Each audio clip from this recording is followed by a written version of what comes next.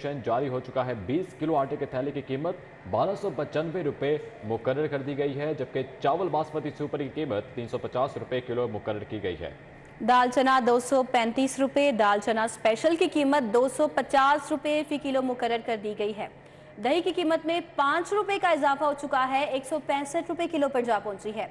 दूध की कीमत में भी इजाफा हो चुका है, 5 रुपये के इजाफे के बाद 140 रुपये फी लीटर हो चुका है। सादा नान भी 3 रुपये महंगा कर दिया गया है, नई कीमत 25 रुपये मुकर्रर कर दी गई है। सादा रोटी 1 रुपया महंगी हो चुकी है, नई कीमत 15 रुपये मुकर्रर कर दी गई है। बेसन 30 रुपये महंगा हो चुका है, 255 रुपये फी किलो मुकर्रर किया गया है, जबकि सफ़ेद चना 75 रुपये महंगा होकर 360 रुपये मुकर्रर हो चुका है। कुछ दीगर अशिया की कीमतों में भी इजाफा किया गया है, जिनमें सफ़ेद चना 75 रुपये 360 रुपये किलो मुकर्रर हो चुका है। काला चना 25 रुपये महंगा हुआ है, नई कीमत 235 रुपये मुकर्रर की गई है, जबकि दाल मूंग की कीमत में 35 रुपये का इजाफा हुआ, 255 रुपये किलो मुकर्रर कर दी गई। दाल माश की कीमत में 75 रुपये का इजाफा किया गया है और 405 रुपये नई कीमत मुकर्रर कर दी गई है।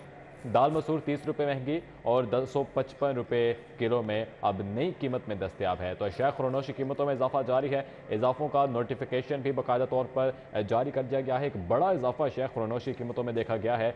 20 किलो का आटे के थैले की कीमत 1295 रुपये मुकर्रर कर दी गई है, जबकि चावल बासमती सुपर की कीमत 350 रुपये किलो मुकर्रर है। दाल चना भी महंगी हो चुकी है, 235। दाल चना स्पेशल की कीमत 250 रुपये किलो मुकर्रर हुई है। दही की कीमत में 5 रुपये इजाफा हुआ है। हमारे साथ बसाम सुल्तान मौजूद है, तफसीलात उनसे जानते हैं। बसाम, बताइएगा, कीमतों का इत्तलाक हो चुका है, इजाफा हो गया है और शहरियों का इस पर क्या रद्द-ए-अमल है? जी बिल्कुल, हुकूमत की जानिब से कीमतें बढ़ाकर अशिया खुरनोश की जो है वो शहरियों पर एक और जो है वो महंगाई का बम गिरा दिया गया है। जो अशिया खुरनोश हैं उनकी नई कीमतों का जो है वो इतलाक आज से किया गया है। जो डिप्टी कमिश्नर ऑफिस है उसकी जानिब से आज तमाम नई कीमतों को जो है वो नोटिफाई भी कर दिया गया है। अगर हम कीमतों के हवाले से देखें तो आटे की कीमत जो है वो पहले वाली कीमत पर ही बरकरार है। 20 किलो का आटा जो है वो 1295 रुपये का जो है वो फ़रोख्त किया जाएगा, जबकि जो चावल बासमती हैं उसकी कीमत में जो है वो अब 45 रुपये का जो है वो इजाफा किया गया है और नई कीमत जो है वो 350 तक जा पहुंची है। इसी तरह दाल चना की कीमत में जो है वो 30 रुपये का इजाफा किया गया और अब नई कीमत जो है वो 235 तक जो है वो जा पहुंची है। इसी तरह दाल मसूर जो है उसकी कीमत में 25 रुपये का इजाफा हुआ है और नई कीमत जो है वो 255 रुपये हो गई है। जो दाल माश है इसकी कीमत में 75 रुपये का जो है वो इजाफा किया गया है। काफ़ी ज़्यादा जो है वो इजाफा देखने में आया है, जिसके बाद अब नई कीमत दाल माश की जो है वो 410 रुपये जा पहुंची है। इसी तरह दाल मूंग की कीमत में जो है वो 25 रुपये का इजाफा किया गया। पहले 225 रुपये पर फ़रोख्त हो रही थी, मगर अब जो है वो नए कीमतों के इतलाक़ के बाद जो है वो 250 रुपये पर फ़रोख्त की जाएगी। इसी तरह काला चना की कीमत में जो है वो 35 रुपये का इजाफा किया गया, नई कीमत जो है वो 235 रुपये हो गई है। इसी तरह सफ़ेद चना की कीमत में भी जो है वो 75 रुपये का इजाफा जो है वो देखने में आया और नई कीमत जो है वो 360 रुपये तक जा पहुंची है। इसी तरह बेसन की कीमत में भी जो है वो 35 रुपये का इजाफा किया गया, नई कीमत जो है वो 255 रुपये हो गई है। जो दूध है उसकी कीमत में 5 रुपये का इजाफा हुआ, नई कीमत जो है वो 140 रुपये है। साथ ही साथ जो दही है उसकी कीमत में भी जो है वो 5 रुपये इजाफा किया गया और अब 165 रुपये पर जो है वो फ़रोख्त किया जाएगा। इसी तरह रोटी की कीमत में जो है वो 1 रुपये का इजाफा किया गया। इससे कबल जो है वो रोटी की कीमत 14 रुपये थी, अब जो है वो 1 रुपया बढ़ाकर रोटी की कीमत जो है वो 15 रुपये कर दी गई है। साथ ही साथ जो नान है उसकी कीमत में भी जो है वो 3 रुपये का इजाफा किया गया और नई कीमत के मुताबिक जो है वो अब 25 रुपये का फ़रोख्त होगा। जो डिप्टी कमिश्नर थे उनकी जानिब से जो है वो उस हवाले से यही बताया गया कि जो तंजीमें हैं उनकी जानिब से जो है वो ज़्यादा इजाफे के जो है वो कोशिशें की जा रही थी, मगर DC लाहौर ने जो है वो कीमतों को जो है वो अपने तौर पर कम जो है वो उनका रेट ज़्यादा किया है, मगर लोगों का जो है वो शदीद रद्द-ए-अमल सामने देखने में आया। लोगों की जानिब से जो है वो पहले ही कहा जा रहा है कि अशिया खुरनोश की कीमतों में जो है वो बेतहाशा इजाफा कर दिया गया है। पेट्रोल की कीमतों में, पेट्रोल मसनूआत की कीमतों में भी इजाफा कर दिया गया है और इसके पेश नज़र जो है वो उनकी जानिब से यही मुतालबा किया जा रहा है कि ये जो नए जो रेट्स का इतलाक़ किया गया है इसके ऊपर जो है वो एक दफ़ा फिर नज़र-ए-ख़ानी की जाए और कीमतों को जो है वो एक दफ़ा फिर रिवाइज़ किया जाए, कीमतों को जो है वो कम किया जाए ताकि शहरियों को जो है वो किसी किस्म का रिलीफ फ़राहम किया जा सके। जी। जी बसाम सुल्तान, नोटिफिकेशन तो जारी कर दिया गया है, नई कीमतों का इतलाक भी कर दिया गया है, तो ज़िला इंतज़ामिया की जानिब से इस सरकारी नखनामे पर अमल दरामद करवाने के लिए क्या इकदाम किए गए हैं और क्या इकदाम ज़िला की जानिब से बताया गया है कि मुतवक्किल हैं सरकारी नखनामे पर अमल दरामद करवाने के लिए? जी बिल्कुल, गाए बगाए जो डीसी ऑफिस है, ज़िले अफसरान हैं, उनकी जानिब से ओवर प्राइसिंग के ऊपर जो है वो कार्रवाइयाँ की जाती हैं, जुर्माने भी जो है वो आयद किए जाते हैं और ज़िले इंतज़ामिया इस हवाले से जो है वो काफ़ी हद तक मुतहर्रिक दिखाई देती है कि जो प्राइसिंग है उसके ऊपर जो है वो काबू पाया जाए। लेकिन इसके बावजूद शहर के बेशतर इलाकों के अंदर ओवर प्राइसिंग के इशूज़ भी जो है वो सामने आते हैं और जिस तरह मैंने आपको बताया, ज़िले इंतज़ामिया के जो अफसरान हैं वो आए रोज़ जो है वो ओवर प्राइसिंग के ऊपर लोगों को जो है वो जुर्माने भी आयद कर रहे हैं, गिरफ्तारियां भी कर रहे हैं। लेकिन ये ज़िले इंतज़ामिया की ही ज़िम्मेदारी है कि इन तमाम जो नर्ख जो जारी किए गए हैं, इन्हीं पर जो है वो चीज़ों की फ़रोख्त को जो है वो यकीनी बनाएं। लेकिन ये प्राइसेस भी जो हैं वो शहरियों के लिए जो है वो इंतहाई ज़्यादा दिखाई देती हैं। शहरियों का जो है वो यही कहना था कि इन प्राइसेस पर भी जो है वो एक दफ़ा नज़र षानी करना जो है वो ज़रूरी है, इन प्राइसेस को कम करना ज़रूरी है ताकि आवाम को जो है वो किसी एंड से तो रिलीफ फ़राहम किया जाए। जिस तरह मैंने आपको बताया, पेट्रोल मसनूआत की कीमतों में भी जो है वो चंद रोज़ कबल 35 रुपये का जो है वो इजाफ़ा किया गया पेट्रोल की कीमत में। इसी तरह किरायों की कीमतों में भी जो है वो इजाफ़ा कर दिया गया है, जो तकरीबन 10% जो है वो हमने किरायों की कीमतों में भी जो है वो इजाफ़ा देखने में आया और अब अशिया खुरूनोश की कीमतों में भी इजाफ़ा हो गया है। एक आइटम की कीमत में जिस तरह मैंने आपको बताया 75 रुपये तक का जो है वो इजाफ़ा हुआ है, जो शहरियों के लिए जो है वो यकीनन जो है उनकी जानिब से यही कहा जा रहा है कि जो हुकूमत है वो इसके ऊपर नज़रसानी करे, इस कीमतों को जो है वो कम करे ताकि आवाम को रिलीफ फ़राहम किया जी, जाए। आवाम को जी। रिलीफ फराहम किया जाए। बहुत शुक्रिया बसाम सुल्तान, आप हमें तफसीलन आगाह कर रहे थे।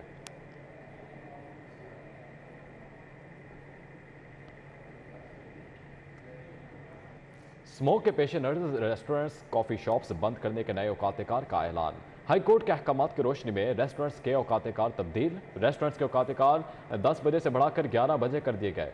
होम डिलीवरी के लिए 12:30 बजे तक का वक्त मुकर्रर है। डिप्टी कमिश्नर ऑफिस की जानिब से वाज़े तौर पर नोटिफिकेशन भी जारी कर दिया गया है। स्मोक के पेश नज़र रेस्टोरेंट्स और कॉफ़ी शॉप्स बंद करने के नए औकात-कार का ऐलान कर दिया गया है। आपको अपडेट करते चले कि हाई कोर्ट के अहकामात की रोशनी में रेस्टोरेंट्स के औकात-कार को अब तब्दील कर दिया गया है। रेस्टोरेंट्स के औकात-कार 10 बजे थे, अब उनको बढ़ाकर 11 बजे कर दिया गया है, जबकि होम डिलीवरी के लिए 12:30 बजे तक का वक्त अब मुकर्रर किया गया है। डीसी ऑफिस की जानिब से नोटिफिकेशन भी वाज़े तौर पर जारी किया जा चुका है। लार्ज टैक्स पेयर ऑफिस ने जनवरी का मुकर्ररा हदफ हासिल कर लिया। लार्ज टैक्स पेयर ऑफिस ने 73 अरब से ज़ायद का टैक्स जमा किया है। एलटीओ गुज़िश्ता साल जनवरी में 68 अरब का टैक्स जमा कर सका था। दरामदात माशी सूरत हाल के पेश नज़र टैक्स महसूलात में मुश्किलात आई। ज़राए की जानिब से मजीद कहा गया कि LTO के चीफ कमिश्नर मीर बादशाह खान ने अफसरान की मेहनत को सराहा। LTO ने 1000 अरब टैक्स इकट्ठा करने का हदफ मुकर्रर कर रखा है। मुकर्रर करदा हदफ रवा साल में मुकम्मल किया जाएगा। चीफ कमिश्नर मीर बादशाह खान के अफसरान को हदफ हासिल करने की हिदायत भी की गई है। कलीम अख्तर हमारे साथ मौजूद हैं, तफसीलात उनसे जानते हैं। कलीम अख्तर, आगाह कीजिएगा। जी बिल्कुल, large tax payer office Lahore ने जनवरी का मुकर्रर हदफ हासिल कर लिया है। गुज़श्ता माह जनवरी में LTO लाहौर ने 73 अरब से ज़ायद टैक्स जमा किया था, जबकि गुज़श्ता साल जनवरी में सिर्फ 68 अरब का जो टैक्स है वही जमा किया गया था। ज़राए की जानिब से बताया गया है कि दरामदात और माशी सूरत के पेश नज़र टैक्स महसूलात जमा करने में कदरे मुश्किल पेश आई थी, लेकिन इसके बावजूद जनवरी के हदफ को मुकम्मल किया गया है। आपको मज़ीद बताएं तो LTO लाहौर ने 1000 अरब टैक्स इकट्ठा करने का हदफ मुकर्रर कर रखा है, जो कि रवा साल में मुकम्मल किया जाएगा। लार्ज टैक्स पेयर ऑफिस के चीफ कमिश्नर मीर बादशाह खान का कहना था कि जनवरी में इकट्ठा किया गया टैक्स अफसरान की अनथक मेहनत का नतीजा है, जबकि रमा साल का जो हदफ मुकर्रर किया गया है उसे हासिल करने के लिए अफसरान को हदायत भी जारी कर दी गई है। जी ठीक है, बहुत शुक्रिया कलीम अख्तर, आप हमें आगाह कर रहे थे। अब आपको अपडेट करें कि ग्रेड 14 और 15 में 25,000 एजुकेटर्स की भर्तियों की तैयारियां। महकमा स्कूल एजुकेशन का भर्तियों के लिए निजी फर्म की खिदमात लेने का फैसला सामने आ गया है। भर्तियों के लिए 5 लाख से ज़ायद उम्मीदवारों की आमद से कबल सिस्टम तश्कील देना होगा। भर्तियों पर मुकम्मल ऑनलाइन डाटा मुरतब करना लाजिम होगा। उम्मीदवारों का डाटा ऑनलाइन वसूल करके छानबीन करने का सिस्टम भी लाजिम करार दिया गया है। तो मजीद क्या अल्ट्रेशन की गई हैं, अली रामे हमारे साथ मौजूद हैं। अली रामे, बताइएगा। जी बिल्कुल, पंजाब में 25,000 एजुकेटर्स की भर्ती के लिए अब महकमा स्कूल एजुकेशन पंजाब ने बाकायदा एक निजी फर्म हायर करने का फैसला किया है। और इसके लिए क्योंकि 25,000 एजुकेटर्स के ऊपर महकमा स्कूल एजुकेशन ने उम्मीद जाहिर की है कि 5 लाख से ज्यादा उम्मीदवार इसमें पार्टिसिपेट कर सकते हैं। तो लिहाजा इसके लिए एक जदीद के सिस्टम के तहत इनका टेस्ट जो है वो लिया जाएगा और इनकी ऑनलाइन वेरिफिकेशन डॉक्यूमेंट्स जो है वो वसूल किए जाएंगे और साथ ही सिस्टम जो है वो भी ऑनलाइन होगा। तो उसके लिए निजी फर्म के हवाले से या महकमा स्कूल एजुकेशन के हुकाम का कहना है कि इसके लिए बिड्स तलब की जा रही हैं ताकि कोई भी अगर कंपनी जो कि इस टेस्ट के हवाले से क्वालिफाई करती है तो वो महकमा स्कूल एजुकेशन से रजू करे और उनको फिर उनकी क्वालिफिकेशन के मुताबिक, क्राइटेरिया के मुताबिक जो है वो टेंडर उनको दिया जाएगा।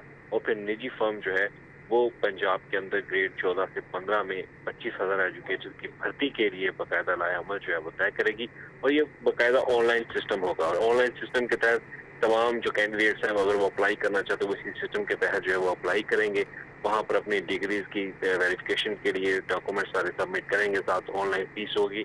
तो इसी पर सिस्टम के तहत ही उनको फिर कैंडिडेट्स को एग्जामिनेशन के लिए, इम्तहान के लिए जो है वो बुलाया जाएगा। तो फिर डिस्ट्रिक्ट जो कमेटी होती है डिप्टी कमिश्नर के बताया वो कमेटी जो है वो कामयाब होने वाले उम्मीदवारों के इंटरव्यू करेगी। तो ये मरहला उसके बाद मुकम्मल होगा। तो दूसरी तरफ इलेक्शन कमीशन ने पाबंदी भी आयद की है भर्तियों के ऊपर। तो इस पर महकमा स्कूल एजुकेशन के हुकाम का कहना है कि इलेक्शन कमीशन की मंजूरी के बाद ही भर्तियों का अमल आगाज होगा, लेकिन अभी फिलहाल जो है वो कंपनी हायर की जा रही है। जी अली रामी, आपका बहुत शुक्रिया, आपने हमें अपडेट किया। जबकि सूबाई इलेक्शन कमीशन से असातिज़ा के तबादलों की इजाज़त मांगना महंगा पड़ गया। 20,000 असातिज़ा के तबादले खटाई में पड़ गए। सेक्रेटरी स्कूल्स एजुकेशन की जानिब से ऑर्डर्स रोक लिए गए। तबादलों के ऑर्डर्स 25 जनवरी को जारी होना थे। एक हफ्ता गुजरने के बाद भी ऑर्डर्स जारी ना होने पर खवातीन असातिज़ा परेशान हैं। अब ऑर्डर सिर्फ इलेक्शन कमीशन की इजाज़त मिलने के बाद ही जारी होंगे। तफसीलात जानते हैं इस मामले पर जुनेद रियाज से। जुनेद, बताइएगा। जी, ये पंजाब भर के असातिज़ा हैं जिनसे दरख्वास्तें ली गई और उसके बाद उनके तबादलों के ऑर्डर्स भी जो है वो उनकी छांटी कर ली गई थी और अब सिर्फ और सिर्फ जो है 25 जनवरी को असातिज़ा के तबादलों के ऑर्डर्स जारी होने थे और तकरीबन 20,000 असातिज़ा जो है वो मुंतखब किए गए थे जिनके तबादले होने थे। अब सेक्रेटरी स्कूल एजुकेशन ने सूबाई इलेक्शन कमीशन से इजाज़त तलब कर ली है कि क्या हमें इजाज़त दी जाए कि हम ये ऑर्डर्स जो है वो जारी कर दें। लेकिन ये मामला जो है जो सेक्रेटरी स्कूल एजुकेशन की जानब से जो मरासिल लिखा गया उसकी वजह से ये तबादले जो है मुखटाई में पड़ गए हैं। जो ऑर्डर 25 जनवरी को जारी होने थे अभी तक जारी नहीं हो सके। इस हवाले से स्कूल एजुकेशन डिपार्टमेंट का कहना है कि इजाज़त तलब करना जो है वो ज़रूरी था, जबकि असातिज़ा का कहना है कि वो पहले से जो तबादलों का प्रोसीजर जारी था उसके ऊपर ऑर्डर जारी हो जाने चाहिए थे। ठीक है जुनेद रियाज, बहुत शुक्रिया आपका। के शाहिद खकाना बासी नून लीग से मुस्ताफ़ी हो चुके हैं। मरियम नवाज के तर्जुमान मोहम्मद जुबैर ने इस हवाले से तस्दीक भी कर दी है। उनका क्या कहना था ये आपको सुनवाएं।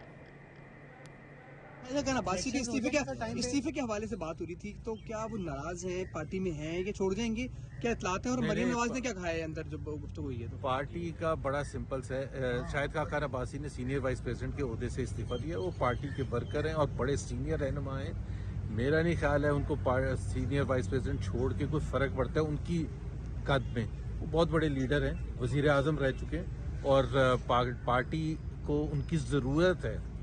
उनका जो प्रोफेशनल एक्सपीरियंस है, जो पॉलिटिकल इंसाइट है, उनकी सियासी तजर्बा है, मेरा ख्याल है पार्टी। साहब, आप उनके इस्तीफे की तस्दीक कर रहे हैं ऐसे ही? As senior vice president Maryam Aurangzeb ने अभी कर दिया है। उन्होंने कहा अगर ये लूली लगड़ी हुकूमत है तो उसको छोड़ के इलेक्शन में चले जाएं।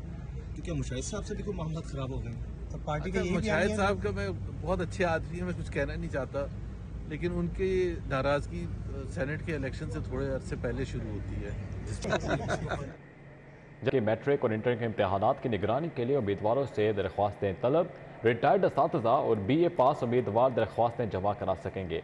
असनाद और शनाख्ती कार्ड की फ़ोटो कापी के हमरा दरख्वास्तें जमा कराई जाएंगी। 28 फरवरी तक दरख्वास्त लाहौर बोर्ड ऑफिस में जमा कराई जा सकेंगी। जी हाँ, सालाना इम्तहानात का आगाज़ अप्रैल 2023 से होगा और मैट्रिक और इंटर के इम्तहानात की निगरानी के लिए उम्मीदवारों से दरखास्तें भी तलब कर ली गई हैं। रिटायर्ड असातिज़ा और BA पास उम्मीदवारान दरखास्तें जमा करा सकेंगे। असनाद और शनाख्ती कार्ड की फ़ोटोकॉपी के हमरा दरखास्तें जमा कराई जाएंगी। 28 फरवरी तक दरखास्त लाहौर बोर्ड ऑफिस में जमा कराई जा सकेगी। सालाना इम्तहानात का आगाज़ अप्रैल 2023 से होने जा रहा है। इस पर बात करने के लिए हमारे साथ हमारे नुमाइंदे जुनेद रियाज मौजूद हैं। जुनेद, अपडेट कीजिएगा।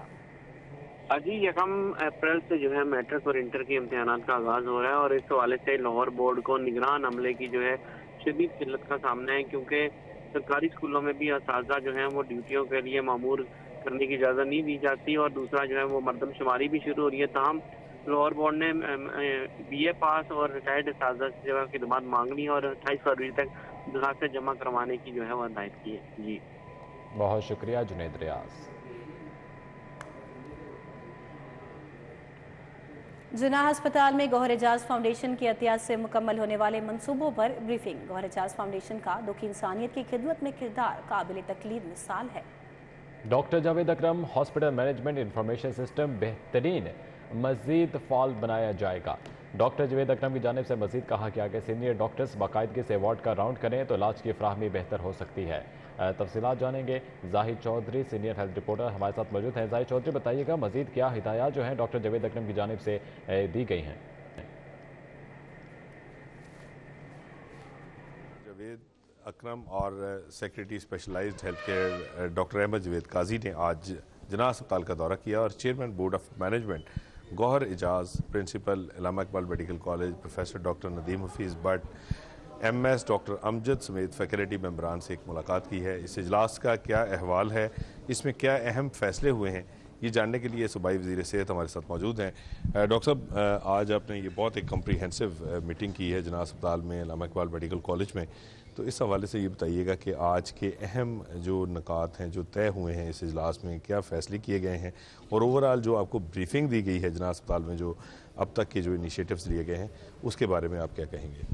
मैं समझता हूँ चौधरी साहब, जितना जिन्ना का आपको पता है शायद मुझे ना पता हो, हालांकि मैं इधर प्रिंसिपल रहा हूँ 5 साल। तो अल्हम्दुलिल्लाह ये इसको हम एक अपना मॉडल हॉस्पिटल कहते हैं, इसलिए कि हम चाहते हैं कि हमारे सारे टर्शरी केयर हॉस्पिटल को ये लीड करे, फॉलो ना करे, चाहे वो पेशेंट सेटिस्फेक्शन है, चाहे वो स्टाफ सेटिस्फेक्शन है, चाहे सफाई सुथराई के मामलात हैं, चाहे रिपेयर मेंटेनेंस के मामलात हैं। तो हम इसीलिए आए थे कि बैठ के देखें कि किस तरह इसको बेहतर किया जा सकता है। इसके HMIS को, जिसमें सबसे इम्पोर्टेंट स्टेक होल्डर एक मरीज़ है, उसकी सेटिस्फेक्शन लेवल आए ताकि हमें पता चले अच्छे और बुरे ट्रीटमेंट को हम डिफरेंशिएट कर सकें और इनाम दे सकें जिसने अच्छा ट्रीटमेंट किया, और अगर बुरा किया तो उसको हम चेक भी कर सकें। लेकिन आज जो हमने निज़ाम बनाने की कोशिश की है कि हमने ये किया कि हमारा अपने सिस्टम में HMIS में एक ऑडिट सिस्टम होना चाहिए, और आज ये भी फैसला किया है कि इसी जगह पे क्वालिटी एश्योरेंस डिपार्टमेंट बनेगा, उसका डायरेक्टर लगेगा, उसके परफॉर्मेंस पैरामीटर्स वो देखेगा सबके, और अच्छे और बुरे की फिर हम तमीज़ कर सकेंगे।